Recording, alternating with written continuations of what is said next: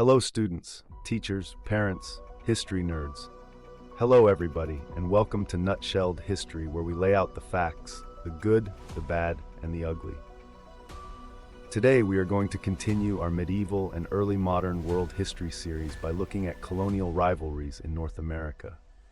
Don't forget that there's a link for a fill-in-the-blank worksheet in the description. I just ask that you like and subscribe. I apologize for any mispronunciations ahead of time. I do my best. Okay, let's go.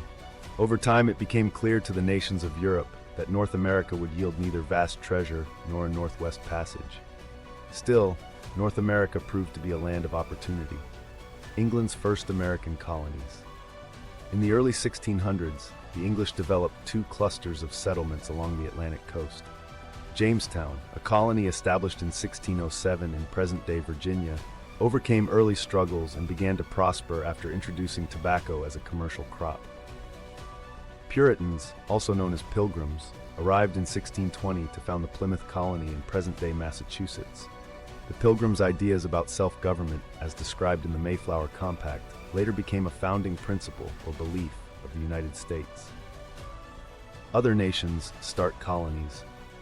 French exploration in the 1500s centered on eastern Canada, which became known as New France.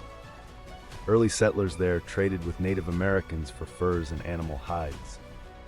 Many who came to New France were Jesuit missionaries, who made many converts among the Huron people.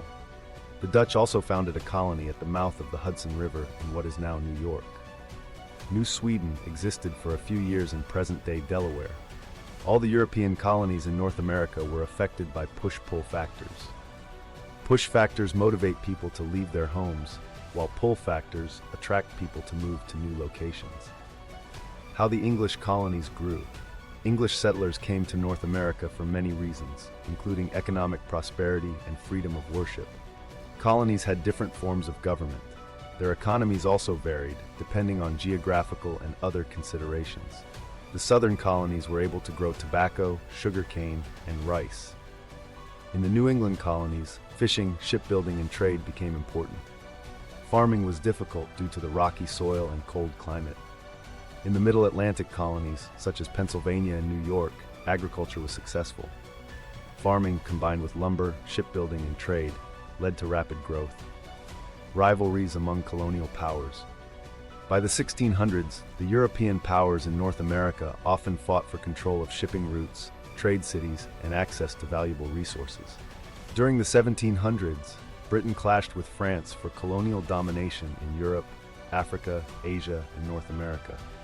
This worldwide conflict was called the 7 Years' War. In 1763, the Treaty of Paris ended the fighting. In the Americas, the British gained all French territories east of the Mississippi River. France also gave up its lands west of the Mississippi to Spain. The war had changed the balance of power in North America, as well as in the Caribbean and India.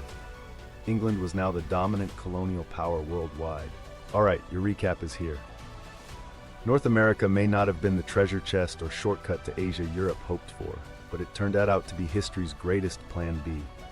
The English set up shop in Jamestown with tobacco, while the Pilgrims in Plymouth brought self-government in questionable fashion. Meanwhile, the French focused on fur trading and missionary work in New France, and the Dutch briefly dabbled in New York real estate. Colonists came for cash crops, religious freedom, and a shot at the good life, creating economies as diverse as the climates.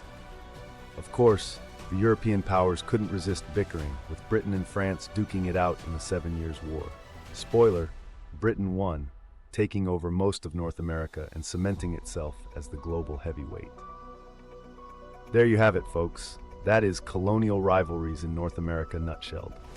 Thanks for stopping by Nutshelled History. Don't forget to go nuts on those like and subscribe buttons for me so that I can smash my rivals. See y'all next time on Nutshelled History.